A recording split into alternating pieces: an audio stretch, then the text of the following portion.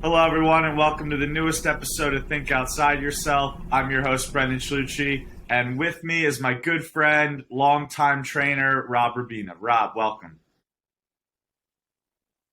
Juice, thanks for having me. This is awesome. Of course, man. I'm glad you're here. So, a little background on Rob. Rob was a strength and conditioning coach at MSI, which turned to Ascent Athletics, where he had coached me for many years, along with a lot of other pro athletes, amateur athletes. He now works as the strength and conditioning coach over at Ivy Rehab in Newtown Square. If you haven't checked it out, you should. Great place.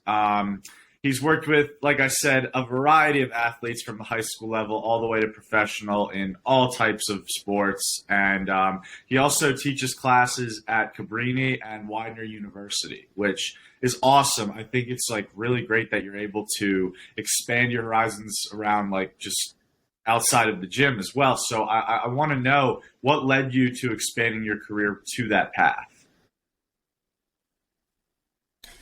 Yeah, so that's interesting because when I was an undergrad student, you have a couple paths you could go with exercise science. Yeah. It's a very broad major, and one path that you can take is receive a master's degree in exercise science, and that's the path that I took. And everyone at that age, I feel like in high school too, like you have like a plan of like what your dream job, like what you want to do with your life, And one thing that I wanted to try to get into, or at least have the opportunity to, was to get into some teaching. So, my plan at the time was like, hey, I really wanted to work at a college and like teach at that college and, impact the student athletes like on the field and in the classroom. Yeah. And then, my career path kind of took me a little bit more private sector and was able to get an opportunity to teach third year physical therapy students.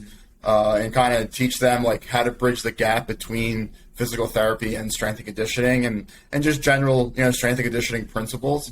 Because it's like more of an elective and strength and conditioning fitness isn't really covered to like pass the physical therapy license exam. So it's awesome to like offer that additional class for those that want to work with the active individual, want to work with athletes. Yeah. So, myself and John Herding teach that class together, and it's an awesome class. We've been doing it for 3 years, and was able to teach at Cabrini as well, which is where I went to undergrad. So it's cool to I went to Cabrini as a student, and now I'm there as a professor on the other side. So it's cool to share my story with the Cabrini students and offer my experience, knowledge on training, strength and conditioning. The class I teach there is exercise testing and prescription, which is pretty much just like how you write exercise programs and how you test people before they begin an exercise program. So that's cool. So I really enjoy teaching. I really enjoy, helping others. I really like helping young students and kind of, set them on the right path, if you will, of how to, be successful in this field, because it's a very difficult field to, not only get started in, but also, sustain a happy and healthy lifestyle. And so, the teaching part too, Shoosh, is also like cool to like break up the day, where I train a lot, I'm in the gym a lot, but then also to like be in the classroom. It's cool to kind of have like a day break and something different, which, helps keep me fresh and interesting.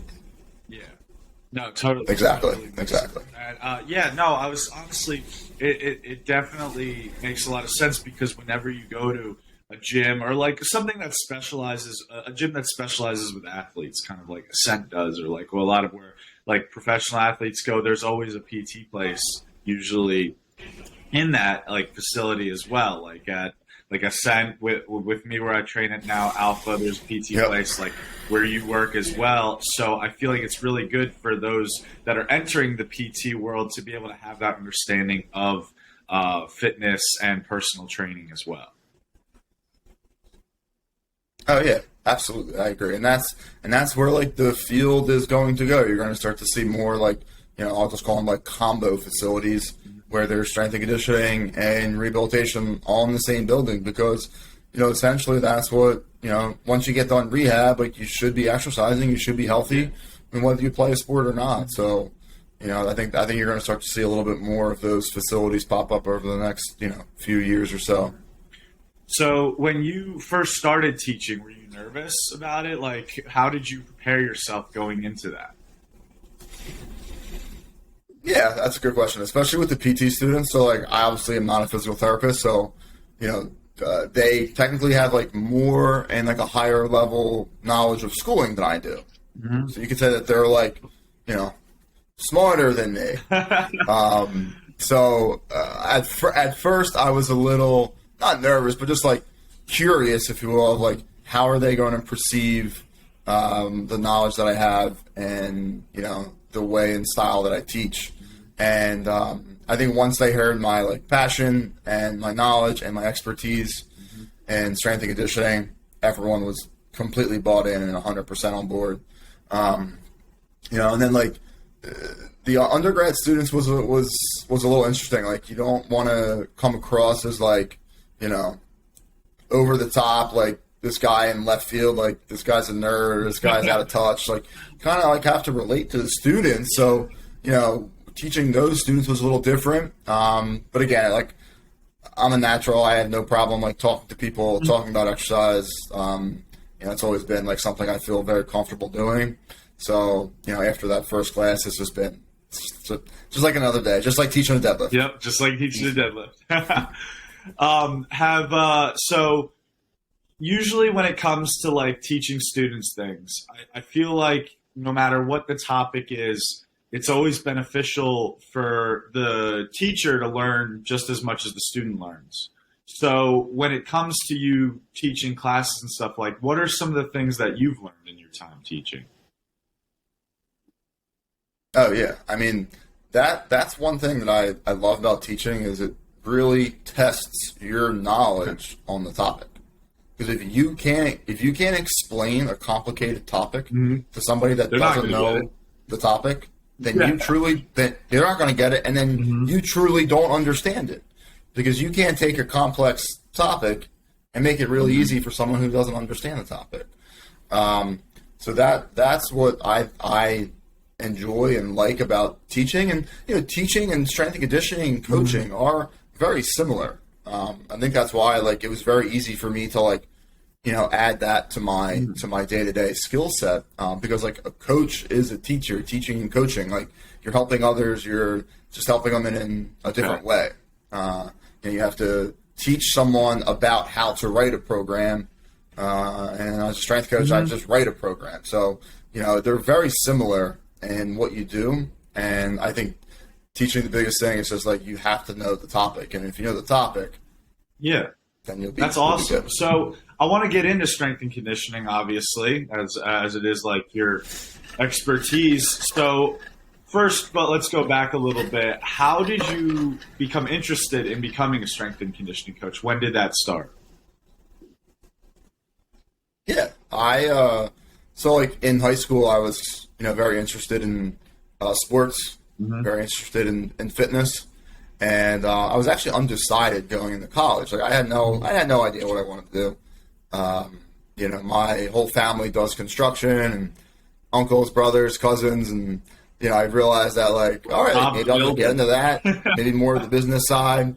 Yeah, like, that's where I, like, potentially saw myself, and ended up taking a exercise science class, and really, really enjoyed it, and learned a little bit more about the field. And I thought, like, at the time, like, that was something that I could definitely do, and got started through there. Had a bunch of internships in my undergraduate time at colleges. Had internship experiences doing, like, personal training, group fitness. Did a master's degree, trained baseball and softball, did research, interned again at a place called Cressy Performance. So, I've spent a lot of time, like, volunteering my time to learn how to do training from a bunch of different people. And, getting started, I think that's, like, the most crucial thing you can do as a new coach is to, like, go see what other successful people are doing and how they're doing it, and surround yourself with others. And I think that's, like, the biggest piece of advice that I got at the time was, like, you want to do baseball training, like, go hang out with baseball trainers and learn from them. And that's what I did. So that's kind of like how I got started, and I think it's important to just surround yourself with like-minded individuals and kind of go from there. That's a great piece of advice. I appreciate you saying that. Now, I do want to ask you this as well, coming from your answer. So, what advice would you give to kids that are entering college that are not sure? Like you said, like you came in undecided. I'm sure there's a lot of kids that are feel the pressure of going into college in a day and age where everything's moving so fast, where it's like, I got to get this done. I got to have like my whole life figured out when I'm 18, which is obviously not the case. So what advice would you have for those people? Of course. I would advise them to reach out to different professionals that you see yourself doing. So reach out to you have to start with the end goal, which is a job, an architect, an accountant, strength and conditioning coach, a teacher. Reach out to these professionals that have actual jobs and go observe and hang out and see if that's something you see yourself doing. I would assume most people are going to be pretty open to having a young student like come in and hang out and observe. Yeah. So that would be my advice, is to find a professional in the field and a job that you think you want to work, and then work backwards from that. So like you go talk to an accountant or a nurse, like, okay, like what schooling did you do? What major did you have? And then that will help you choose a major and go from there. Oh, where did you do internships? Or, where would you recommend I do an internship? And you just work backwards. So I think that's probably the best advice that I can give someone, is to like go actually see what someone does on a day-to-day basis and talk to them. And they can hopefully help you, on the right path. Because if you just rely on your parents or the internet, your close friends, like, they might not, they might not always have all the answers.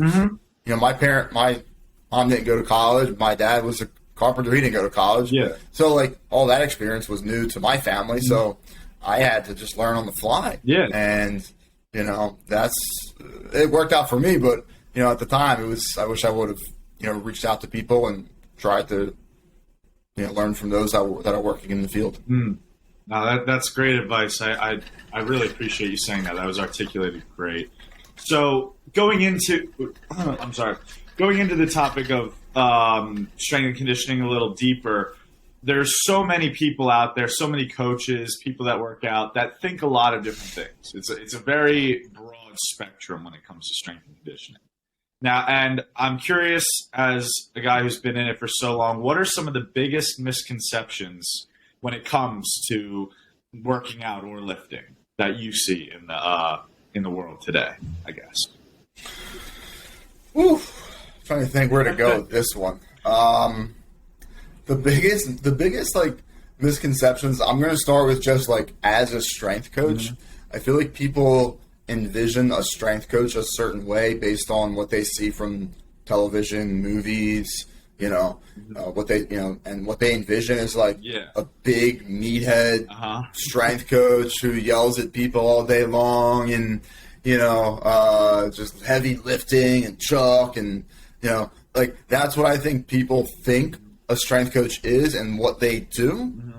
But in reality, like it's actually a complete 180. Like it's a very scientific field where you need data, science, biomechanics, physiology to support and back up what you're doing. And if you do not have those reasons behind what you're doing, then that coach probably doesn't know what they're doing.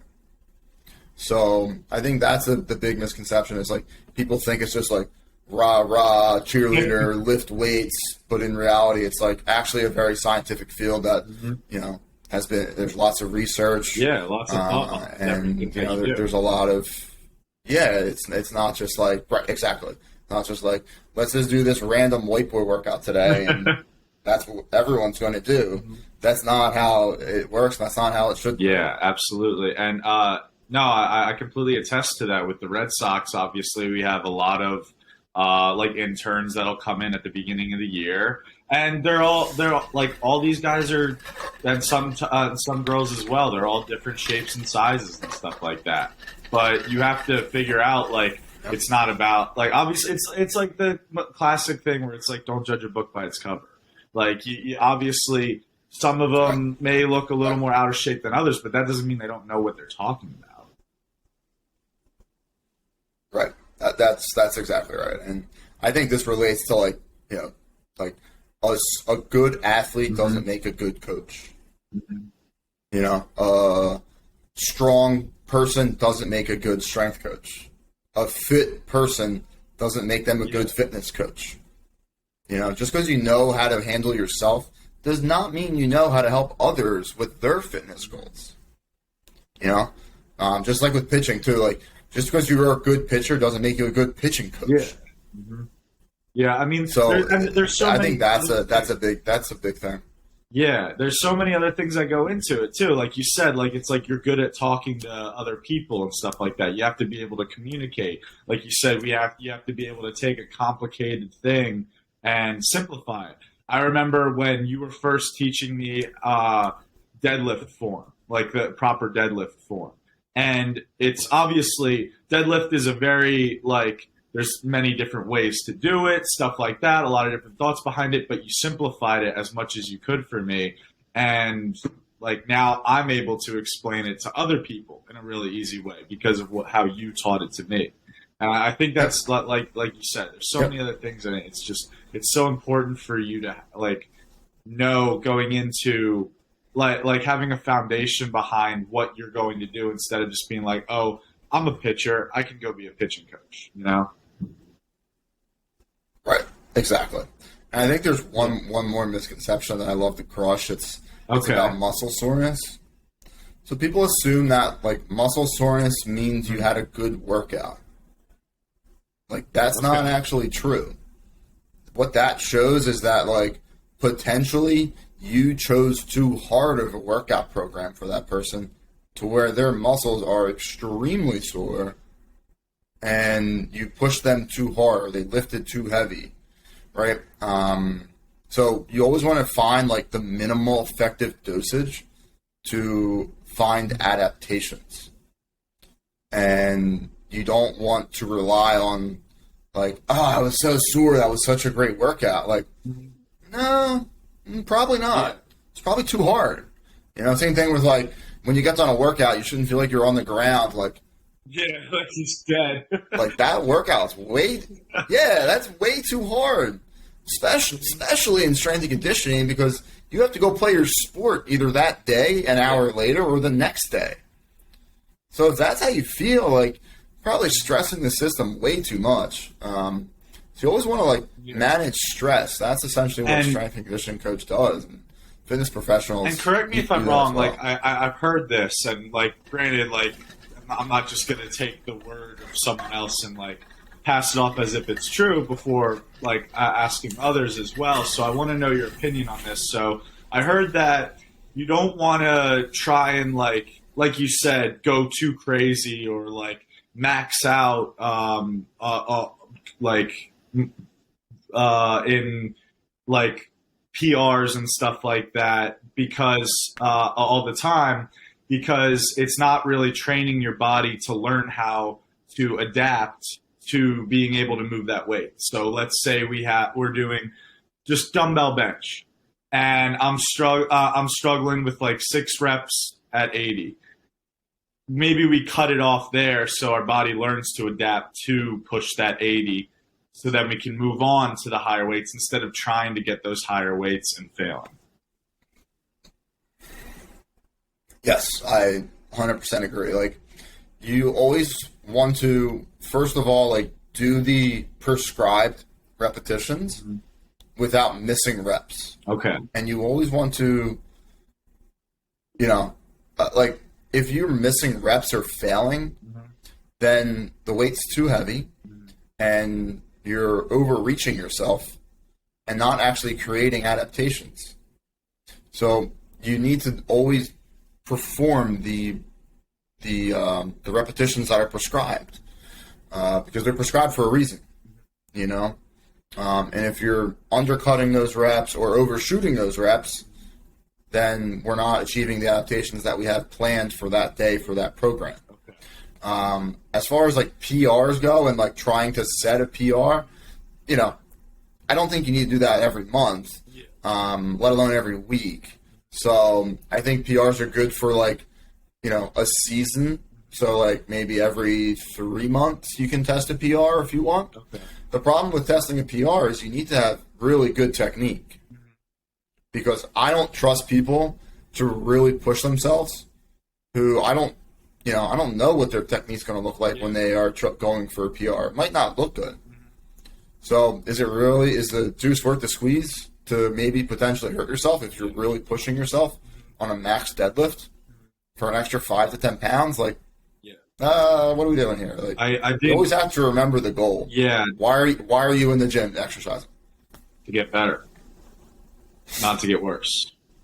Yeah, I mean, exactly. Not to get worse, but like most, especially with athletes, like your goals are throw harder, you know, stay healthy. Yeah. Does doing 10 more pounds on a deadlift get you those goals? Like, probably not.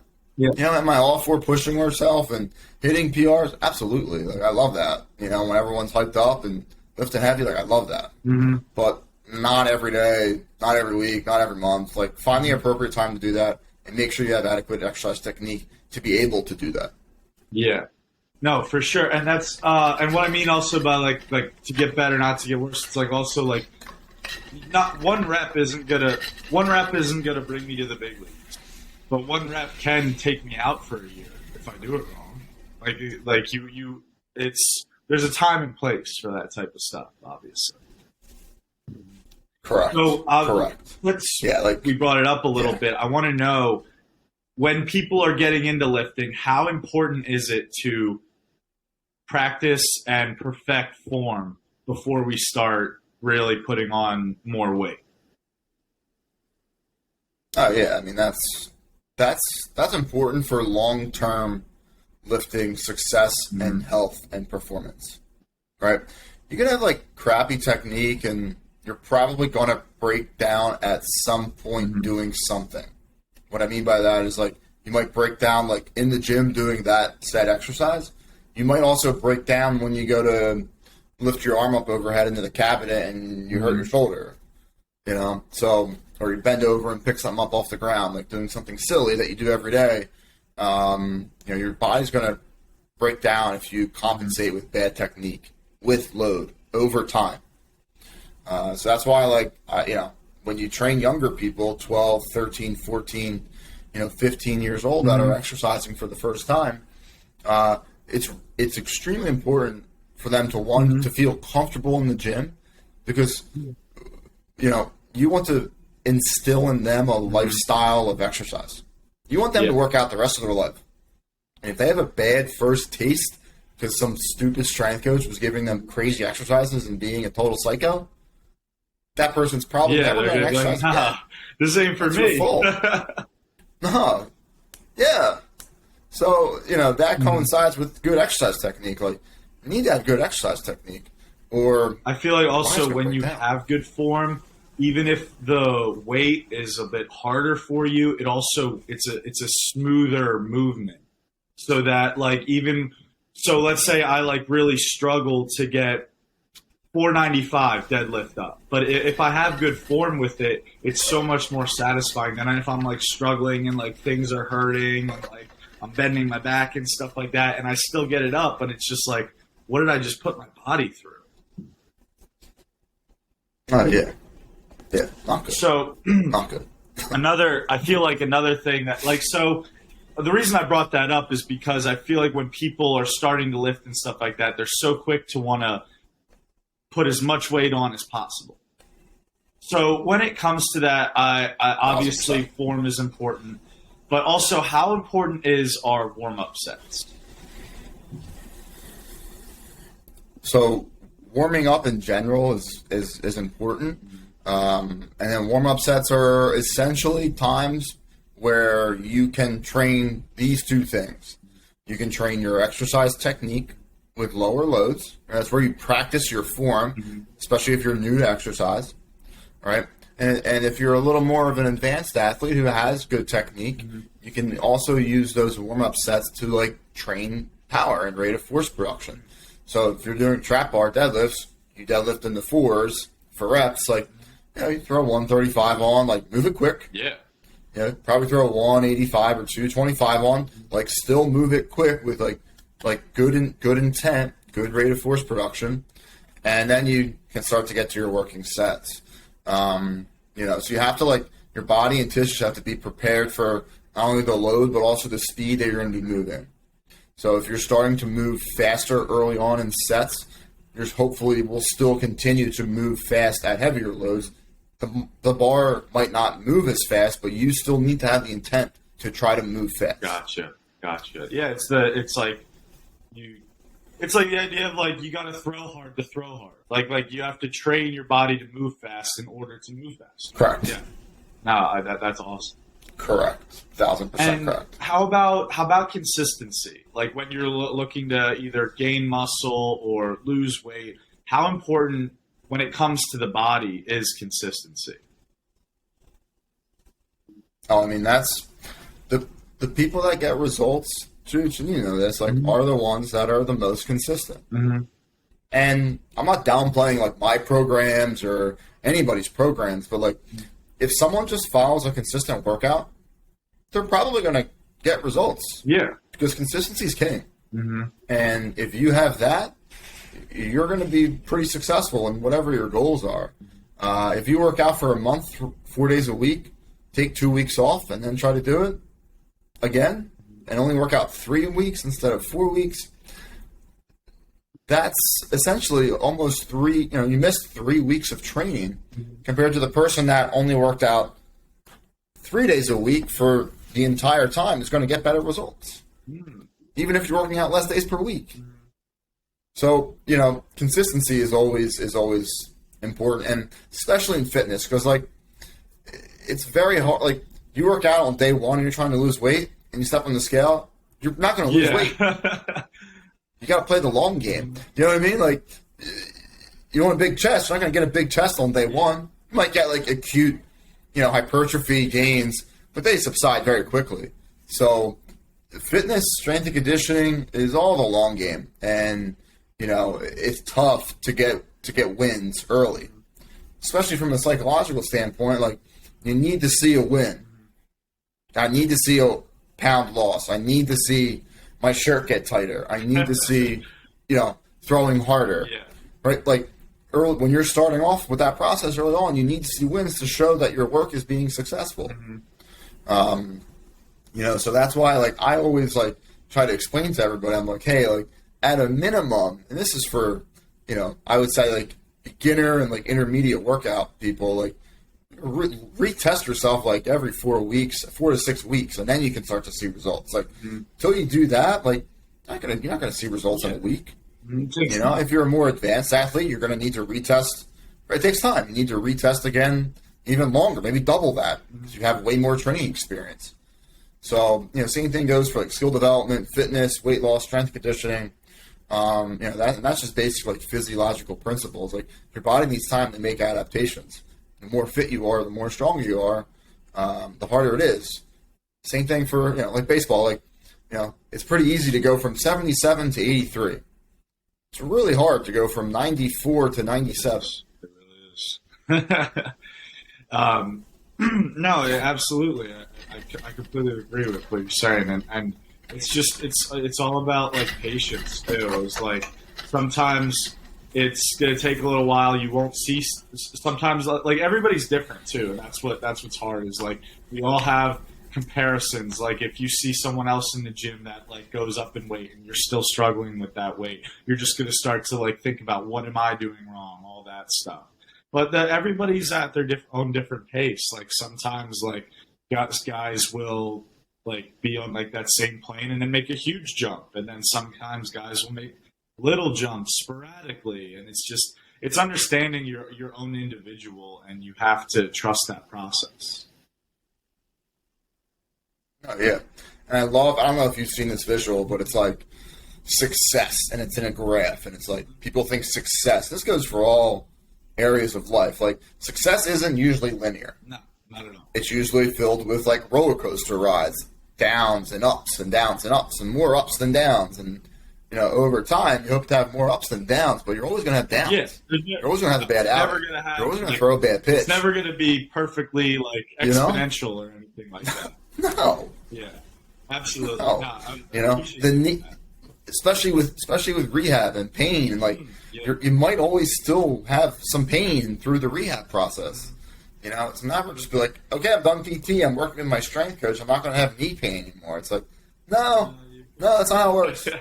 No, 100%, dude. It was when I was working with you guys on my elbow for this fall, it was like there were some days I'd feel great, and then some days I'd come in feeling a little more rusty. And it's just like, it's not like there's a problem again. It's just like sometimes you're going to have little dips. Sometimes there's going to be a bump in the road, stuff like that. You just got to roll with the punches.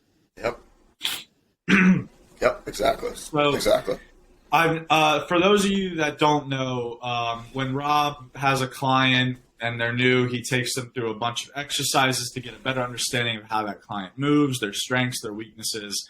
And I wanted you to talk a little bit about the thought process behind those, like when you make every client's workout unique.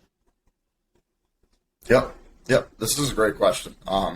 So this is essentially like, what is the evaluation process that you go through before someone begins exercise or strength conditioning program? And the first thing that I do with people is I sit down with them and I'm like, talk to me. Tell me about yourself. Mm-hmm. This is an opportunity for me to listen more and talk less, right? Because they're coming to see me. So, I need to learn about them. Mm-hmm. I need to start to build rapport with them. I need them to start to trust me because I'm going to be telling them to do things. And if they don't trust me, they're not going to do it, and they're not going to buy in, and they're not going to be successful. So, I need to build good rapport with that person right off the jump. And just being a good listener sometimes is a great way to get started. And this is where I'll see all sorts of type of people. When I open them up like this, I'll get the person that just rambles. Yeah. I just sit there and listen, right? I also get people that are a little introverted and are just like, tell me about yourself. And they're like, I'm 15 and I play baseball. And that's it. So you kind of have to dive into goals, exercise history, injury history, medical stuff. Like, I gather what sports you play, what positions you play, long-term goals, short-term goals. What do you want to accomplish in 4 weeks? What do you want to accomplish in 3 years? Where do you see yourself in 3 years? Let's lay that out there. Do they want to play college sports or not? Do they want to, whatever? Do they want to lose 30 pounds? Do they want to lose 10? Whatever the goals are, right? I need to know their goals because I need to construct a fitness strength conditioning program to reach their goals. So the sit down's the first part. Next part's just like the movement evaluation where I'll do the functional movement screen, which just tells me how your body moves, how you're controlling the range of motion that you have. And the next part is the passive joint range of motion, which just tells me how your joints are functioning and how you might move when you are going through basic movements. How you might compensate when you're doing an exercise or your sport task. All right, so the flexibility, the joint range of motion is a crucial part of that. And then we put them through a workout so I can see what your fitness level is like. Mm-hmm. If they're an athlete, we'll test their performance. We'll do performance testing. Mm-hmm. All right, so we just gather a bunch of data, a bunch of numbers and goals. And at the end, I recap it with them and I say, hey, I have to be honest. I can't sugarcoat it. At the same time, I don't want to throw them under the bus. Yeah. For example, if you're really tight, I'm not going to tell you every single joint range of motion issue that you have. Mm-hmm. That was their goals, was flexibility. Clearly the client knows that they have limited flexibility, right? So sometimes in that scenario, I'll mention, be like, hey, I could definitely see why a goal of yours is flexibility. That's definitely something that we can work on in our exercise program, right? But you also did really good at this and this and this. Mm-hmm. So you don't want to highlight the negatives. Yeah, absolutely. Again, I'm really big on providing a good workout experience, right? If the person leaves their assessment and they feel like they failed it, they failed the test, all right, or they feel like they have all these things wrong with them, That's not good. Yeah, absolutely. Your goal as a coach is to like empower your clients, uplift people, make them feel good, right? I want every client's 1 hour, whatever session with me a day to be the best part of their day. That's my goal. That's awesome. Right? That's awesome. And the assessment is just provides me the roadmap to provide a good workout experience. After that workout, after the assessment, all that data, I use that to write an exercise program to reach their goals and to reach and improve in their deficits that I've identified in their assessment process. So it takes out all the guessing. It's not just like, oh, the client says they want to work on flexibility, but like, let's just do every flexibility work in the book. Like, no. Let's assess it, test it, exercise, and then retest it. So you go back to your assessment after, like we talked about earlier, 4, 6, 8 weeks, and see if your program works. No, that's awesome. So that's kind of my assessment process. I love that too, because I've always admired we've known each other for about 7 years now. I think around that, 8 years maybe. And the one thing that I've always admired is that you have a good balance of showing people what they do right, but also encouraging them to do to get better at the things they do wrong. So it's not like hey, you're crappy at this. It's like, hey, we can get better at this, and also good job on this aspect of it as well.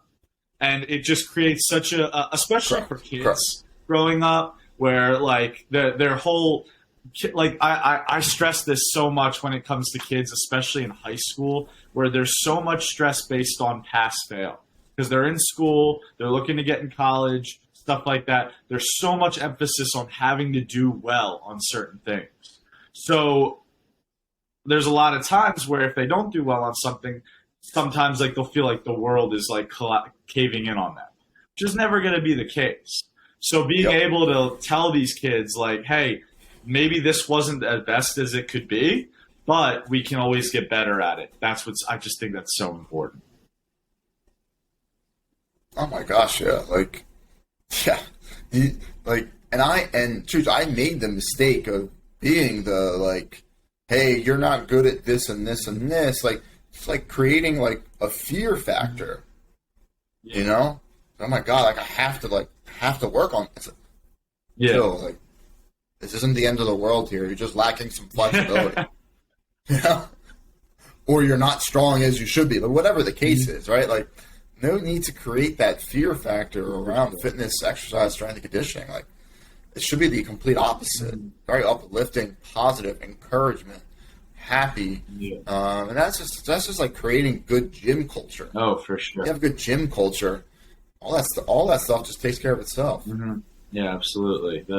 The freaking spike ball, the content in it, just incorporating things that to make people be I have to go to the gym. No, I want to go to the gym. Right, correct. And part of that's just behavioral change. Part of that's creating habits. Mm-hmm. It takes time to create a good habit. And that's why I always try to preface try to set a schedule for your workouts. I know you're like this, you know when you're working out on the days that you have. You know what I mean?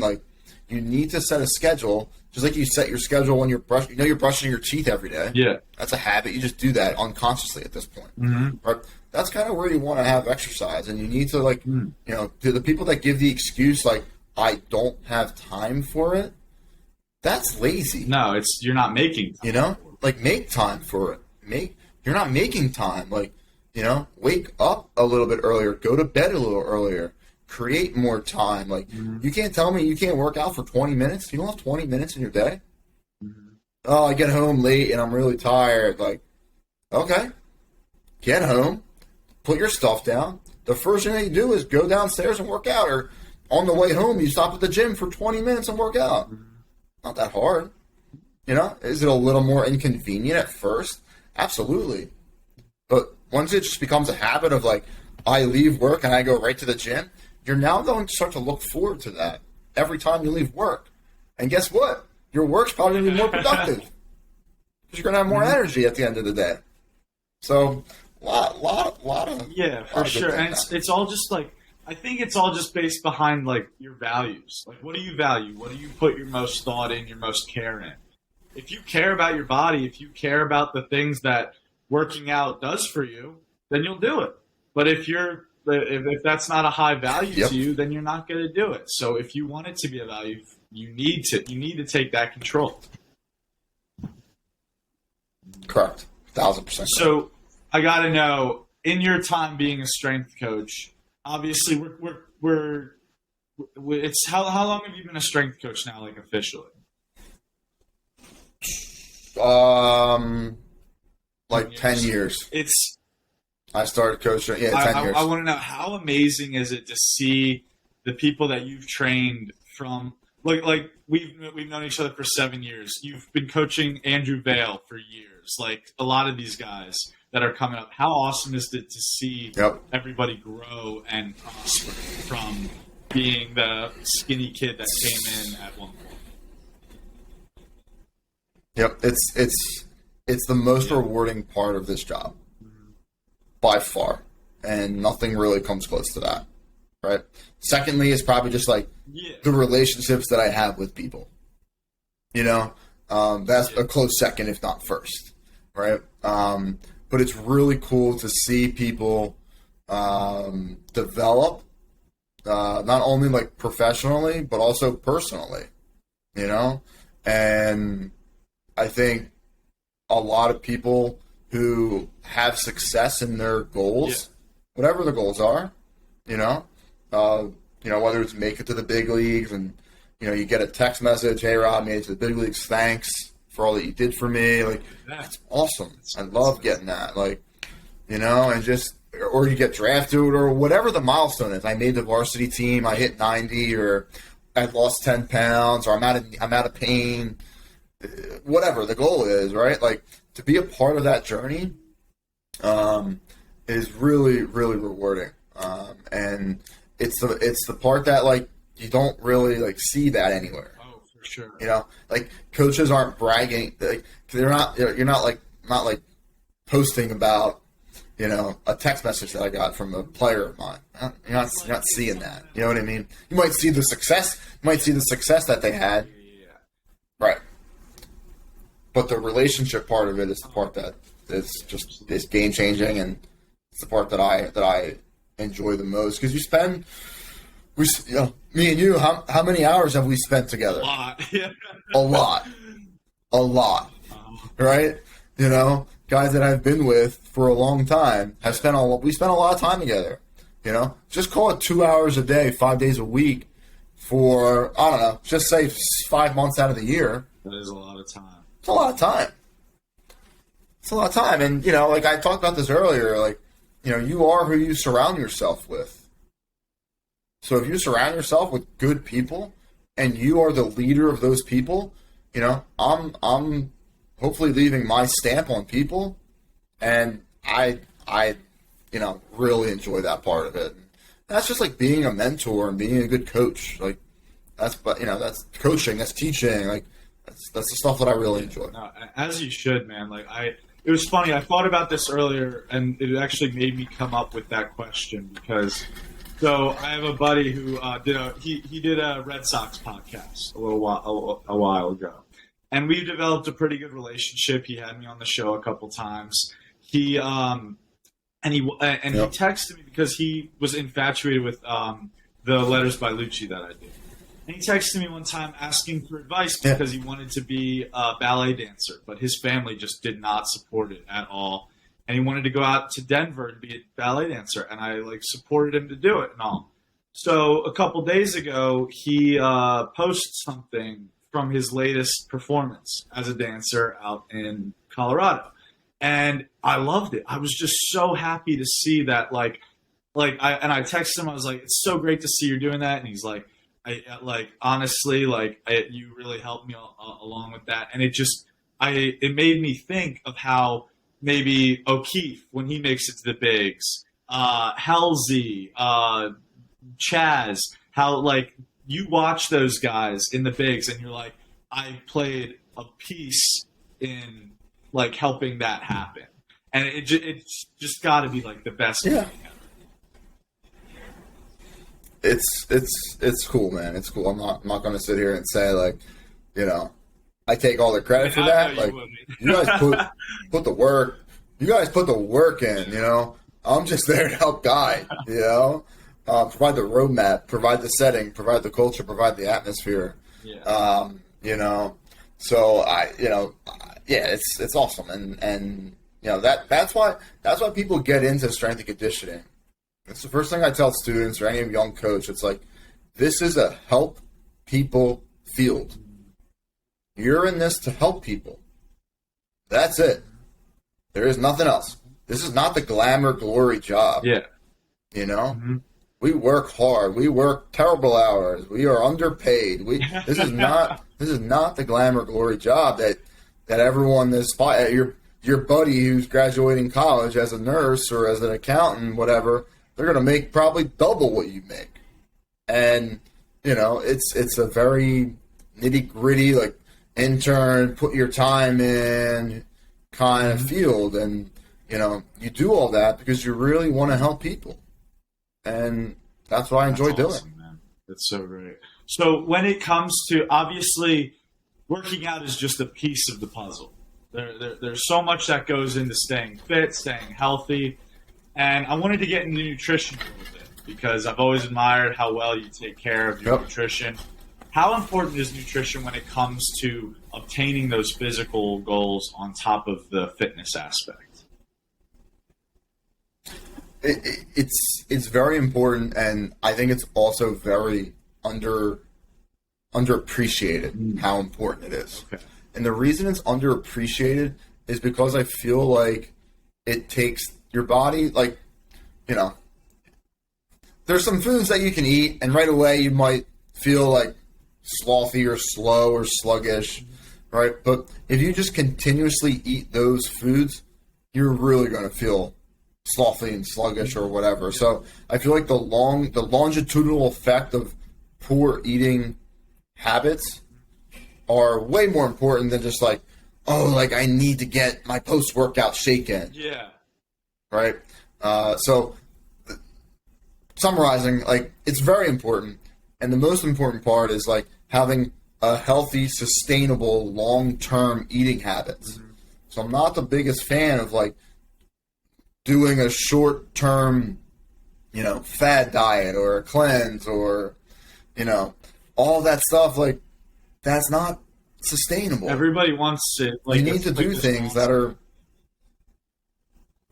right, and that's my point. Is like, we talked about this earlier with the fitness part. Nutrition's the same thing. Like, you need to have long-term sustainable nutritional habits, and that starts with having nutritional goals. Hey, maybe you meet with a registered dietitian, because if you wanted to lose weight, you see a fitness coach. You could make the case that you want to lose weight. You should probably see an RD, maybe a little bit more than a fitness coach. And for some reason, our society isn't really, wired to think that way. And I've worked with a great registered dietitian, Kat Hammer. She's awesome. There's lots of good RDs in the area. They do a fantastic job and are well more equipped to not only like prescribe nutritional programming, help with weight loss nutritional goals, the psychology of nutrition, like they get a very intense schooling to provide that information. So as fitness coaches, like strength and conditioning coaches, we have a basic understanding of nutrition and how to provide basic general knowledge. But if you really want to dive in, definitely recommend you reach out or talk to or work with a registered dietitian. Sure. And to go back to what you were saying, for those listening, Rob, I, and a lot of other guys at the professional level have worked with Kat Hammer. She's awesome. She's a nutritionist in the Philadelphia area. Her Instagram is hammer underscore fuel for anybody that wants to check it out. She's the best. She's done a lot for me, for a lot for other guys, and best in the business. But back to topic. So I had one of my teammates on a little while ago who made a huge change in his body. In high school, he was very much overweight, and he just he turned it around, and now obviously he's at the minor league level, which is awesome. Shout out Zach Bryant, love you, bro. But and one of the things that he talked about was that some people want to just like flip that switch so quick on I want to eat perfectly in one day, which is not a good way of going about it, because when you reach that cheat day or so, you're just going to go freaking nuts. So I want to know, in your experience, I know it's not your main focus of your field, but do you know some smaller, simple ways to help someone's diet so they don't feel like they have to like make a complete 180 like that? Yes, no, 1,000%. And this is why I would just recommend like making one small change, right? That could be anything. It could be just like, if you don't eat breakfast every day, maybe just wake up and start eating breakfast, right? Or you wake up and you are trying to gain weight or lose weight, like you can adjust your breakfast by adding or subtracting whatever food you want to do, right? So just like start with one change and make one win, like we talked about earlier. Like you need to see wins to like have a long-term sustainable, healthy lifestyle. So if you start with one thing, that becomes a habit. Now you wake up and you make yourself 3 eggs with whatever, tomatoes every single day. And that's just a new habit that you've created, and that's sustainable. So my best advice is to like pick one thing and focus on that one thing, right? And if you do that, you're going to have a higher probability of that one thing sustaining and you being successful with that. I read this book on confidence, and in the book they talked about how doing obtaining smaller goals and building on that is so important, because like, let's say if you wake up in the morning and you make your bed, that's one thing that you get done. That's so easy. It's really easy to do. And it puts you in a good perspective. Like, hey, I just did that. I can do anything. Like not literally, but like it puts you in a positive mindset for being able to take care of the things that you want to do. Yep. That's I agree. Awesome. So for those of you listening and don't know, Rob is the content king over here. Rob, building upon that culture and stuff like we talked about. It's Rob creates a very fun environment where we make videos, stuff like that, TikToks, all that. So I want to know, what is your favorite content that you've made so far? Wow. That's a great question. I'm going to say this. I don't think people enjoy watching me work out. So we can just throw all the content that I have of me working out aside.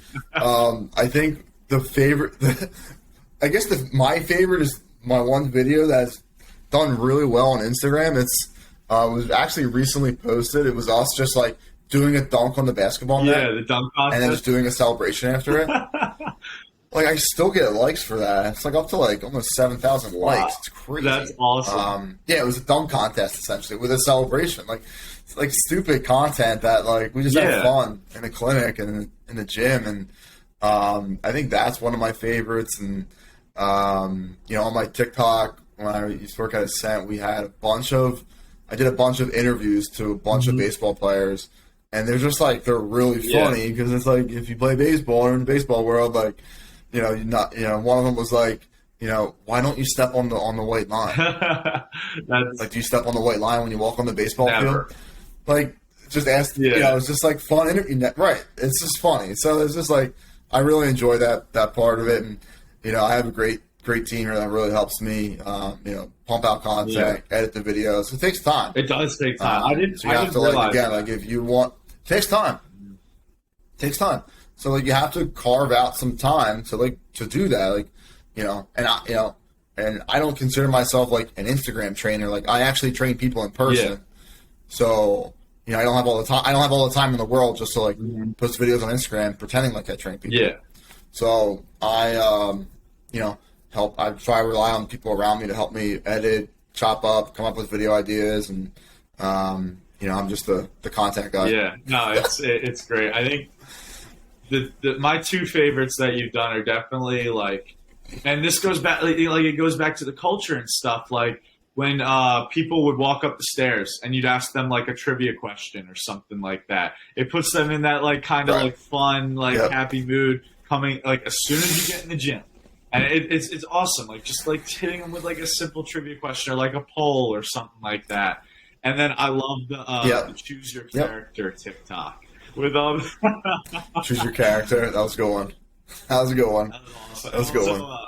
Just feeding into the stereotypes. And then the what size is Rob's shirt? Oh yeah, that was a good one.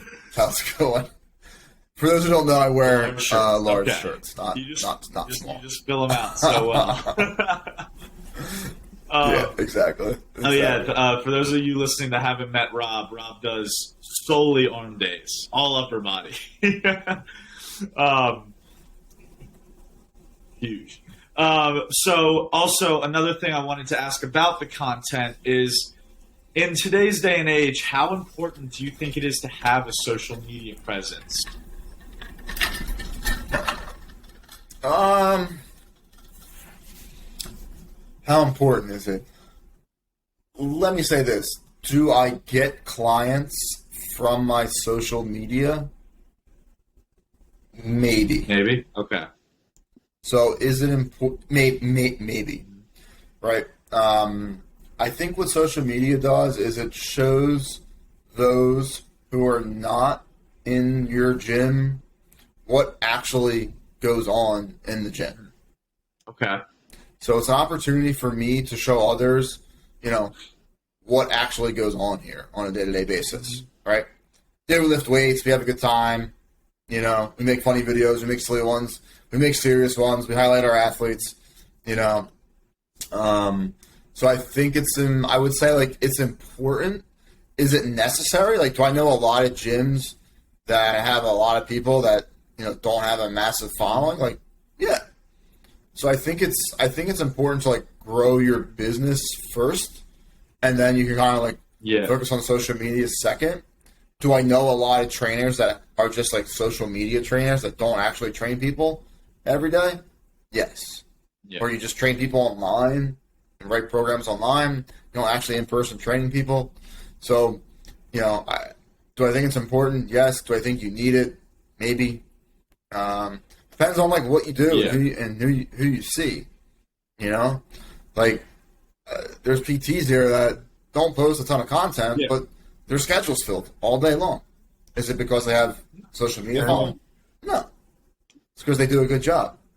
So at the end of the day, do a good job, provide a good service, use social media to help with that process. Well, I think that's about all the time we got for today, Rob. I thank you so much for being on here. You shared so much knowledge. You've done more for me in all the years that we've been together than I could ever ask for. I appreciate you greatly, and I thank you so much for coming on here. Of course. If you wouldn't mind, just finishing off, I always ask my guests, like, you have a mantra or it's just something that like that motivates you or drives you every day.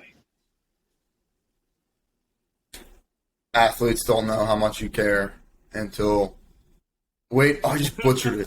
Athletes don't care. Athletes don't care how much you know until they know how much you care. Beautiful. I'm going to leave it at that one. I love that. Going to leave it at that one. Thank you so much, Rob. I appreciate you, man.